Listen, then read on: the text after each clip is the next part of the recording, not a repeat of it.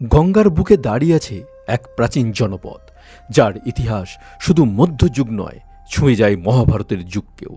আজকের ভাগলপুরের কাহালগাঁও কখনো ছিল চম্পানগরী, কখনো কোলগঞ্জ, কিন্তু এই নামগুলোর পিছনে লুকিয়ে আছে রাজ্য, ঋষি, পুরাণ, সাম্রাজ্য ও উপনিবেশের স্তরবিন্যাস।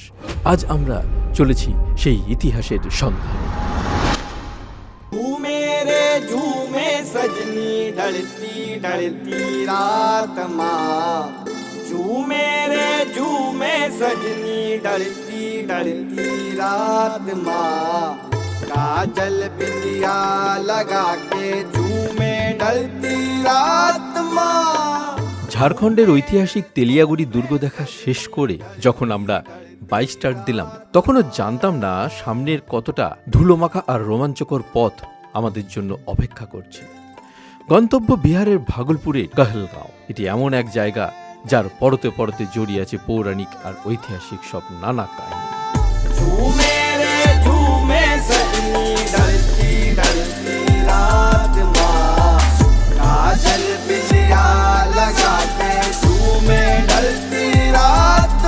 গুগল ম্যাপের উপর ভরসা করে আমরা এগিয়ে চললাম। রাস্তাটা বেশ চওড়া, সম্ভবত এই পথটাই সোজা চলে গেছে মুঙ্গেরের দিকে। কিন্তু রাস্তার অবস্থা, চারিদিকে শুধু ধুলো আর ধুলো, আর রাস্তার ধুলোই আমাদের হেলমেটের কাঁচ আর আমার বাইকের ক্যামেরার লেন্স সবই ক্রমশ ঝাপসা হয়ে আসছিল। গুগল ম্যাপের উপর অন্ধ ভরসা করা একদমই উচিত নয়, তাই আমরা মাঝে মাঝে স্থানীয় লোকজনকেও জিজ্ঞাসা করে রাস্তা নিশ্চিত করছিলাম। অবশেষে আমরা যখন কাহালগাঁও এসে পৌঁছালাম, তখন পেটে খিদেই চুই চুই করছে, কিন্তু চোখের সামনে নতুন নতুন দৃশ্য দেখার নেশায় আমরা খাওয়া দাওয়ার কথা ভুলেই গিয়েছিলাম। রাস্তায় না দাঁড়িয়ে আমরা সোজা এগিয়ে চললাম সেই গঙ্গার তীরের দিকে, যার আকর্ষণে বহরমপুর থেকে এতদূর রওনা দিয়েছিলাম বন্ধুরা।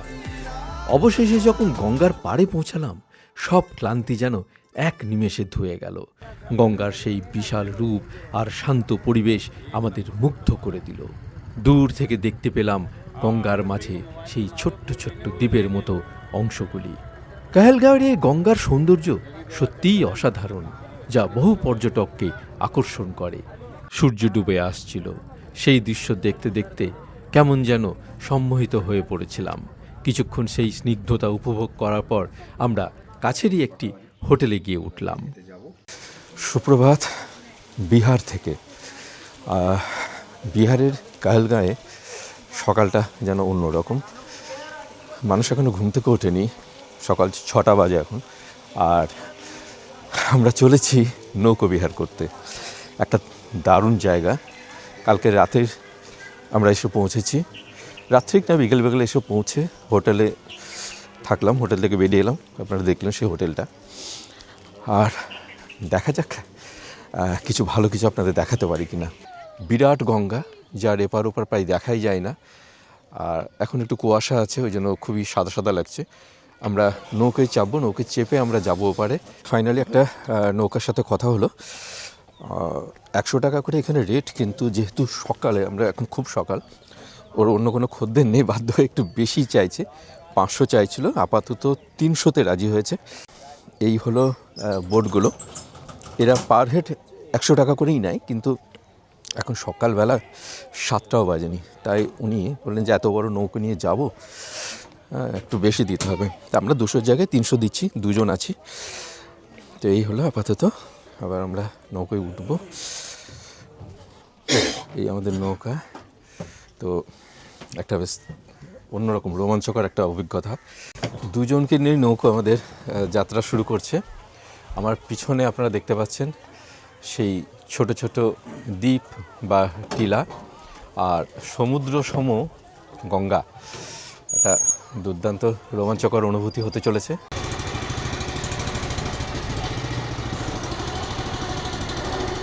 মানে পশ্চিমবঙ্গের থেকে কিন্তু বিহারে ঠান্ডা বেশি। বিহারে গরম পড়ে একটা, কিন্তু সেরকম ভেবেছিলাম। দেখুন, আমি কোনো সোয়েটার পরে আসিনি, আমার কিন্তু কষ্ট হচ্ছে। কিছু করার নেই, কষ্ট লাঘব হয়ে যাবে যখন সামনের এই সুন্দর জায়গায় গিয়ে পৌঁছাবো। দুটো দ্বীপ পাশাপাশি, পিছনে আরেকটা রয়েছে, কিন্তু এই দিকে যেটা একটা সাদা মন্দির দেখা যাচ্ছে, শুনলাম এখানে নাকি ক্যামেরা অ্যালাউ না। ক্যামেরা বন্ধ করে দিতে হবে। তো দ্বীপে নামার পর আমরা ক্যামেরাটা বন্ধ করব, বাইরে থেকে তুলতে পারবো। আসুন বন্ধুরা, একটু ফিরে যাই সেই ইতিহাসের পাতায়। বর্তমান ভাগলপুরের প্রাচীন নাম ছিল চম্পানগরী। এটি ছিল প্রাচীন অঙ্গরাজ্যের রাজধানী। অঙ্গ ছিল ষোড়শ মহাজনপদের একটি, যার উল্লেখ পাওয়া যায় মহাভারতে। মহাভারতে কর্ণকে অঙ্গরাজ্য দান করেন দুর্যোধন, অর্থাৎ এই ভূমি মহাকাব্যিক ইতিহাসের অংশ। চম্পানগরী শুধু রাজনৈতিক কেন্দ্রই ছিল না, এটি ছিল বাণিজ্য ও সংস্কৃতির এক গুরুত্বপূর্ণ কেন্দ্র। আজকের কাহালগাঁওয়ের পূর্ব নাম ছিল কোলগঞ্জ। ব্রিটিশ আমলে একে বলা হতো কলগং। জনশ্রুতি অনুসারে এই নামের উৎস মহাভারত খ্যাত ঋষি কহল, যিনি ছিলেন মহান দার্শনিক অষ্টাবক্রের পিতা। কিন্তু আরও গভীরে আছে গঙ্গার এক কিংবদন্তি। পুরাণ মতে গঙ্গার মাঝখানে ছিল ঋষি জন্যমুনির তপবন। একবার গঙ্গার স্রোতে তার যজ্ঞ বিঘ্নিত হলে তিনি ক্রোধে পুরো গঙ্গার জল পান করে ফেলেন। পরে দেবতাদের অনুরোধে তিনি তার কর্ণদেশ দিয়ে গঙ্গাকে পুনরায় প্রবাহিত করেন। সেই থেকেই গঙ্গার আরেক নাম জাহ্নবী। ভাবুন তো একবার, এই পবিত্র নদীর এমন কিংবদন্তি এই ভূমির সাথে জড়িয়ে। কাহলগাঁয়ের গঙ্গাবক্ষ জুড়ে রয়েছে বিশাল পাথরে এই দ্বীপগুলি। এই দ্বীপগুলোর উপর পাওয়া গেছে অষ্টম নবম শতকের গুপ্ত ও পাল যুগের শিলালিপি ও ভাস্কর্য। হিন্দু, বৌদ্ধ ও জৈন দেবদেবীর মূর্তি খোদাই করা রয়েছে পাথরের গায়ে। 1879 থেকে 80 সালে ব্রিটিশ প্রত্নতত্ত্ববিদ আলেকজান্ডার কানিংহাম এই অঞ্চল পরিদর্শন করেছিলেন। তিনি একটি শিলাখণ্ড খোদাই করে নির্মিত প্রাচীন মন্দির আবিষ্কার করেন। তিনি অনুমান করেছিলেন চীনা পরিব্রাজক হিউয়েনসাং যে ব্রাহ্মণ্য মন্দিরের উল্লেখ করেছিলেন সেটি সম্ভবত এখানেই ছিল। এই আবিষ্কার কাহালগাঁওকে ভারতীয় প্রত্নতত্ত্বের মানচিত্রে স্থায়ী স্থান দেয়। মধ্যযুগেও এই কাহালগাঁও অঞ্চল আরও গুরুত্বপূর্ণ হয়ে ওঠে। বাংলার সুলতান মাহমুদ শাহ শেরশাহ সুরির কাছে পরাজিত হয়ে এই কাহালগাঁয়ে আশ্রয় নেন। এখানেই তার মৃত্যু হয়। 1494 থেকে 1505 সালের মধ্যে এটি ছিল জৌনপুর সুলতানদের নির্বাসিত রাজধানী। ব্রিটিশ আমলে কাহালগাঁও হয়ে ওঠে নীল চাষের এক প্রধান কেন্দ্র। এমনকি 1782 সালে ব্রিটিশ ভারতের রাজধানী হিসেবে এটিকে বিবেচনা করা হয়েছিল, যদিও শেষ পর্যন্ত নির্বাচিত হয় কলকাতা। আজ এই অঞ্চল বিক্রমশিলা গাঙ্গেয় ডলফিন অভয়ারণ্যের মধ্যে। এখানে গঙ্গাবক্ষে আমরা প্রায় ডলফিন দেখতে পাচ্ছি, যদিও তা রেকর্ড করা সম্ভব হচ্ছে না। গঙ্গার এই পাথরের দ্বীপপুঞ্জ বর্ষাকালে হয়ে ওঠে ভয়ঙ্কর। একবার এক ভয়াবহ নৌযাত্রার অভিজ্ঞতা নিয়ে ইংল্যান্ডে ফিরে একটি চিত্র অঙ্কন করেন ইস্ট ইন্ডিয়া কোম্পানির প্রথম গভর্নর জেনারেল ওয়ারেন হেস্টিংস। এই চিত্রে দেখা যায় ঝড়ো নদী, পাথরের দিকে ধাবমান নৌকো আর আকাশে এক আশাব্যঞ্জক রংধনু। এই যাত্রায় তার স্ত্রী মারিয়াম অল্পের জন্য প্রাণে বেঁচে যান। প্রকৃতির প্রতিকূলতা ও মানব সাহস দুটিই যেন ধরা পড়ে সেই স্মৃতিচিত্রে। আমরা এখানে উঠবো, কিন্তু এখানে ক্যামেরা অ্যালাউ নয়, তাই সব কিছু বন্ধ করে দিতে হচ্ছে। খালি চোখেই দেখে আসি কেমন লাগে। আপাতত এখানেই বন্ধ রাখছি। আবার মন্দির থেকে এসে পরের দ্বীপগুলো যখন যাব তখন দেখাবো। মন্দির দর্শন হলো, যেটা ক্যামেরায় দেখাতে পারলাম না, একদম স্ট্রিক্টলি এখানে প্রহিবিটেড। তো এবার আমরা পাশের দ্বীপটাতে যাব। আপ বহুত আচ্ছে হো, আপকা বিহেভিয়ার বহুত আচ্ছা লাগা हमारे।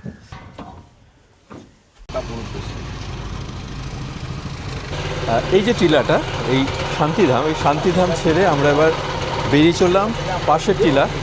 আর এদিকে সূর্য উঠছে, সত্যি দারুণ লাগছে। আমাদের যিনি বোট চালাচ্ছেন, তো উনি কিন্তু সত্যি ব্যবহারটা ওনার অমায়িক ব্যবহার, এত কোঅপারেট করছেন আমাদের সাথে এবং গাইড করছেন, সত্যি দারুণ একটা উপভোগ করছি। इसका नाम क्या है? बंगाली बाबा। बंगाली बाबा।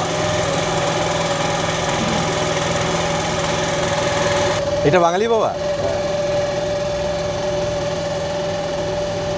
সেকেন্ড টিলাটা বা সেকেন্ড দ্বীপে আমরা চলেছি।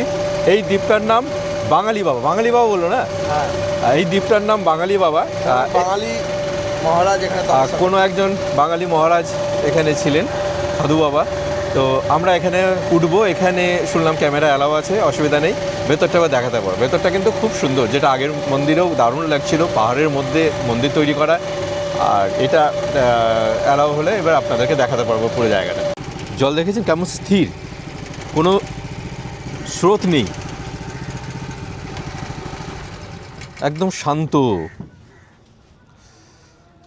আমরা পৌঁছে গেছি, একটা উঁচু সিঁড়ি উঠে গেছে, এদিকে দেখতে পাচ্ছেন। এর নাম ছিল তাপস।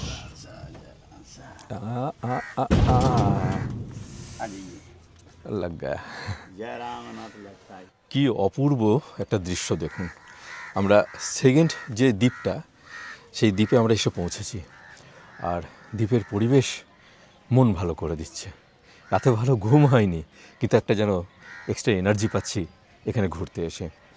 প্রায় 7টা বেজে গেছে, সূর্য উঠে গেছে। আমরা এবার এই লম্বা যে সিঁড়িটা আছে, এই সিঁড়ি দিয়ে আমরা মন্দিরে প্রবেশ করবো, মানে পাহাড়ে উঠবো। অ্যাকচুয়ালি ছোটো যে টিলা, তাতে আমরা উঠবো। যেটা একটা জিনিস বুঝতে পারছি, বিশেষ করে জলের বিভিন্ন জায়গায় ছোট ছোট ঘূর্ণি আছে।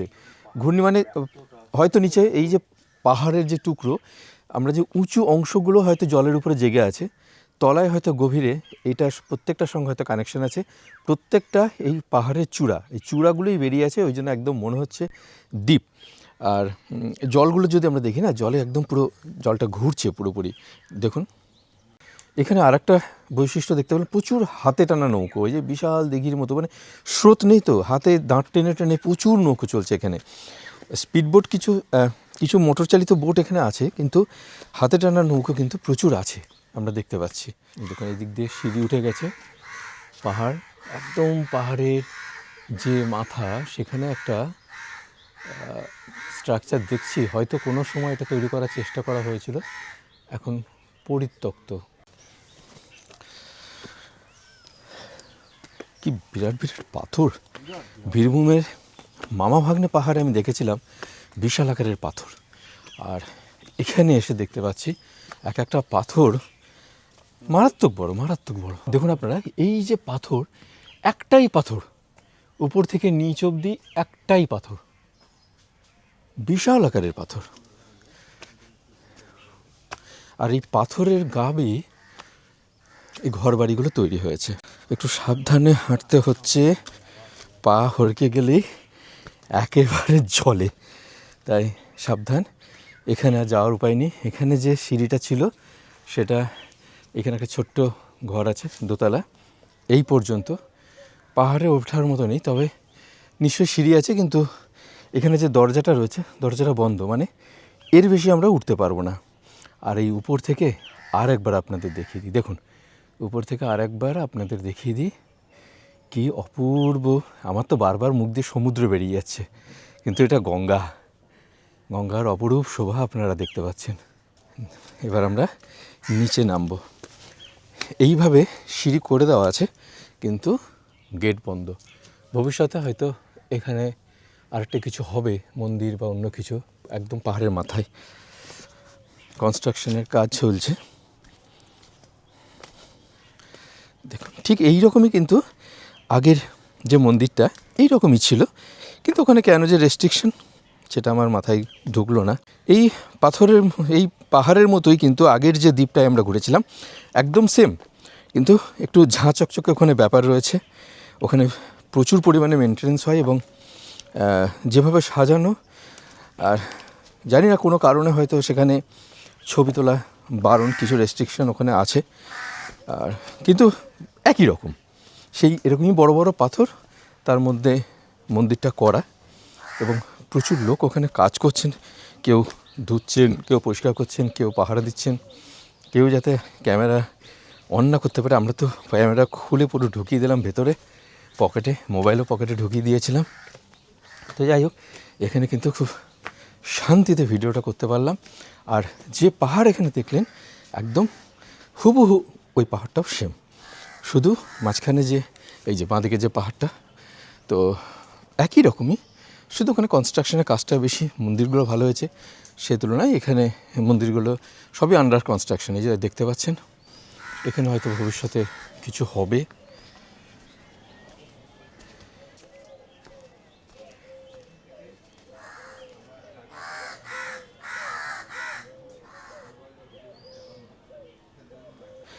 বোট দাঁড়িয়ে আছে।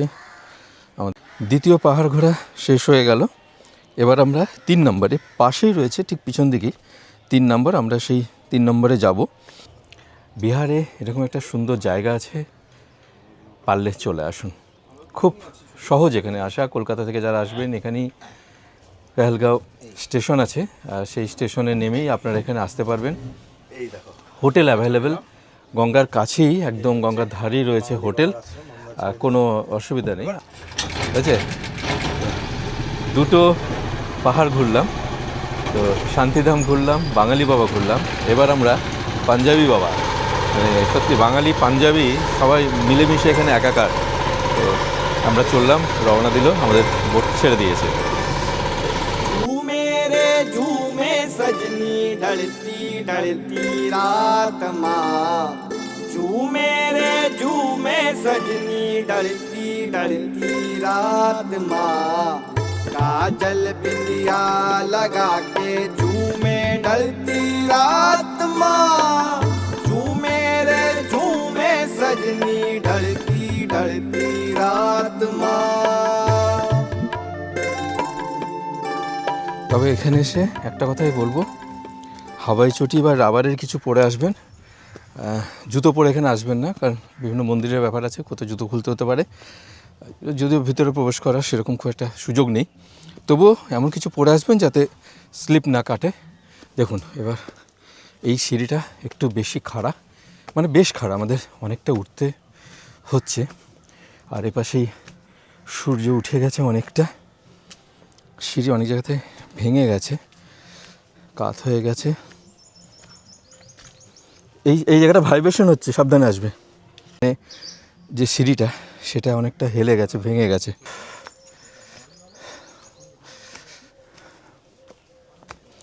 বাবা, এই সিঁড়ি কতটা যাচ্ছে, অনেকটা উঠে গেছে সিঁড়ি।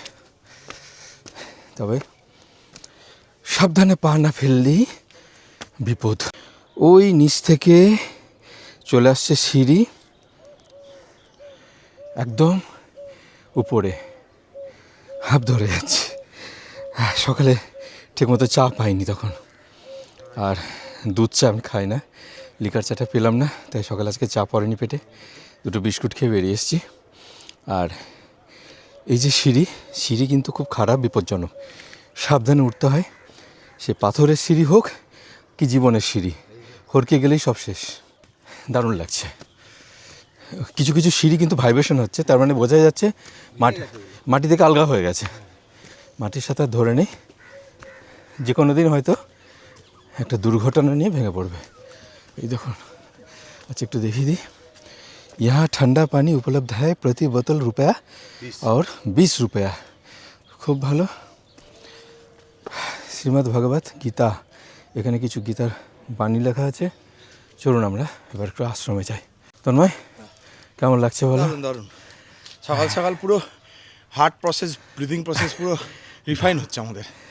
সমুদ্র, এত মানে সুন্দর আমার বারবার জায়গা। সমুদ্র বেরিয়ে যাচ্ছে, মানে নদীর ওপার থেকে দূর থেকে যখন আমরা দেখছিলাম তখন একটা অন্যরকম অনুভূতি, যখন বোটে চাপলাম তখন একটা অনুভূতি, আবার যখন এসে নামলাম দ্বীপে পা দিলাম অন্যরকম। এই অনুভূতিটা বোঝানোর নেই। তো শান্ত নিরিবিলি, আর এটা বুঝতে গেলে পাখির আওয়াজ, এটা বুঝতে গেলে ভিডিও দেখে না, আসতে হবে, এখানে আসতে হবে। আসতে হবে। এখানে- কাহালগাঁও খুব কাছে। দারুণ।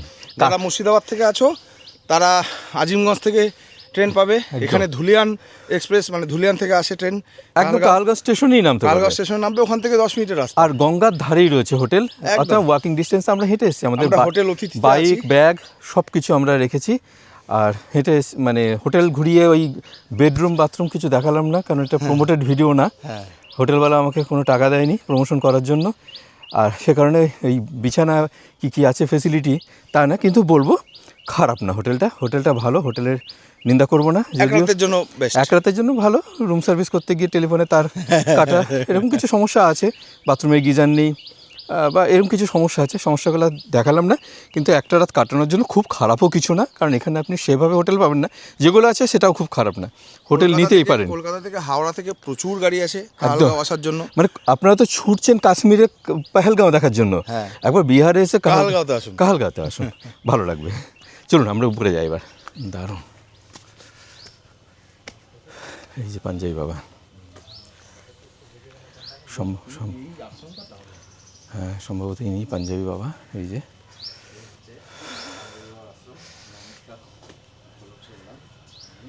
সতনাম আপনারা দেখছেন ইনি সেই পাঞ্জাবি বাবা। आप परमहंस शिवाश्रम में है, शरीर मन बुद्धि से पाप कर्मना होने पाए। এখানেও বেশ কিছু লেখা রয়েছে বাণী। এখানে সামনে রয়েছে হনুমানজির একটি মূর্তি।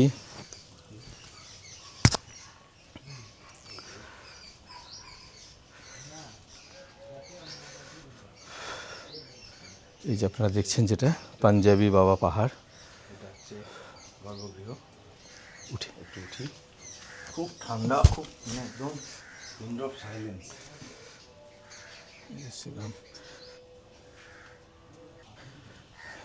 দারুণ লাগলো। 3টে পাহাড় আমাদের ঘোরা শেষ। এখানে যারা আশ্রমিক যারা রয়েছেন তারা থাকেন, তাদের রান্নাবান্নার ব্যবস্থা রয়েছে। আর এইদিকে রয়েছে একটু ছোট্ট টিলা। অল্প একটু উঠে দেখি জায়গাটা। এইখানেই স্তব্ধ। উফ, কি চমৎকার, কি চমৎকার! দেখুন, এটাকে কি বলবেন আপনারা, নদী না সমুদ্র? গোটা ভিডিওতে হয়তো একটা কথাই আমার মুখ দিয়ে বারবার বেরিয়ে আসছে, অসাধারণ আর অপূর্ব। বাঙালি বাবা, পাঞ্জাবি বাবা দুটোই ঘুরলাম, ওটা শান্তি বাবা। তো 3 বাবার 3 ধাম ঘুরলাম। ये बाबा यहाँ कब आए थे? ये पंजाबी बाबा पंजाबी बाबा देखे ना वहाँ पे लिखा हुआ है लिखा है ना? 2004। ये साल 2004 में ना? उससे पहले ये क्या था ये जगह? ये जगह ये भी पहले कोहल ऋषि अष्टावक्र का ही स्थल है। अच्छा, देखिए वहाँ पे लिखा हुआ है सारा कुछ। আপনারা দেখছেন এখানে ফ্লেক্সে লেখা আছে যে কোন সময়ে পাঞ্জাবি বাবা 2004 এখানে এসেছিলেন। बाबा का प्रथम आगमन 1955 हुआ। অনেকেরই প্রশ্ন থাকে যে এই জায়গা কি ছিল, বাবা কবে এসেছিলেন। তো সেই সব প্রশ্নের উত্তর তারাই প্রিন্ট করে এখানে টাঙিয়ে রেখেছেন একটি ফ্লেক্সের মাধ্যমে। এটা ভালো একদিক থেকে। তো যাই হোক, আমরা এবার ফিরবো। আমাদের ঘোরা শেষ, 3টে পাহাড় আপাতত শেষ। আমাদের নৌকো দাদাকে কতবার বললাম যে আমাদের এই পাশে চরে নিয়ে যাও। তো দেখি আর একবার বলে দেখব, যদি সম্ভব হয় যাব। নাহলে এখান থেকে আমাদের ঘুরে আমরা বিক্রমশিলা যাব। বিক্রমশিলার একটা আলাদা ভিডিও আসবে, সেটা সেপারেটভাবেই দেবো। আপাতত এই কাহেলগাঁও আপনাদের কেমন লাগলো সেটা কমেন্ট করে অবশ্যই জানাবেন। ইতিহাসের সাথে সাথে এই প্রকৃতি ভ্রমণ এটা কতটা ভালো লেগেছে সেটা কিন্তু বলবেন আমাকে। ইতিহাস খুঁজতে এসে প্রকৃতির দেখা পেয়ে গেলাম, বলো। এটা কিন্তু প্রকৃতির সাথে ইতিহাস। হ্যাঁ, এই যে টাপুগুলো কত হাজার হাজার বছর ধরে তা তো ঠিকই। এরকম রয়েছে, প্রাকৃতিক ইতিহাস, প্রাকৃতিক ইতিহাস একদম। এবং এখান থেকে এই যে যেমন দেখলাম পাঞ্জাবি আবার 2004-এ এসেছে, তাহলে কি পাহাড় 2004-এর? তা তো না। তারও আগে ঘটনা আছে, 1950 হিন্দিতে লেখা আছে। হ্যাঁ, অনেক হাজার বছর একদম, পুরনো এসব অনেক পুরনো আছে, শিলা, বড় বড় যাতে এখানকার মানুষই জানে না। হ্যাঁ, তবে মানুষরা নিশ্চয়ই ডিটেলসে আরও রিসার্চ করে আপনাদের জানাবে। তবে সবাইকে রিকোয়েস্ট করবো ফ্যামিলি নিয়ে চলে আসুন, মন ভালো হয়ে যাবে। মন ভালো হয়ে যাবে। কাছাকাছি জায়গা, গঙ্গাবক্ষে প্রচুর ডলফিন আমরা দেখতে পেয়েছি, ক্যাপচার করতে পারিনি, কিন্তু 3-4টে ডলফিন দেখতে পেয়েছি। যদি 3-4টে না, আরও অনেক বেশি দেখেছি, আর দেখাবো। তো সত্যি হ্যাঁ, ডলফিন কিন্তু দেখেছি এখানে। আর ডলফিন তো ওই নিমেষের মধ্যে উঠছে আর জলের নিচে নেমে যাচ্ছে। আমরা ক্যাপচার করতে বারবার মোবাইল তাক করে রেখেছিলাম, কিন্তু পারিনি, হয়নি সম্ভব। তো খালি চোখে অবশ্যই দেখতে পাবেন, চোখের সামনে উঠবে। খুব সাবধানে নামতে হচ্ছে, তাই সিঁড়ির দিকেই তাকাতে হচ্ছে। কোনো কোনো জায়গায় সিঁড়ি ভাইব্রেশন হচ্ছে। আর জল কেমন স্থির দেখুন, যেন মনে হচ্ছে দিঘি, একদম শীতল কালো জল। আসলে নিচে পাথর আছে, সে কারণেই আমার জলটা এত স্থির এবং এত কালো দেখাচ্ছে। পাহাড় ঘুরে, টিলা ঘুরে, সমুদ্র না নদী ঘুরে অবশেষে ফিরে যাচ্ছি। যাওয়ার সময় মনটা একটু বিষণ্ণ হয়ে গেল। এত সুন্দর একটা প্রকৃতিকে ছেড়ে আমাদের চলে যেতে হচ্ছে, তার জন্য মনটা একটু কেমন করছে। সত্যি এত অপূর্ব সেই জন্মান্তরেও বলবো না, সেরকমই একটা বিষয়। झूमे सजनी ढलती ढलती रात माँ झूमे सजनी ढलती ढलती रात माँ काजल बिंदिया लगा के झूमे ढलती रात माँ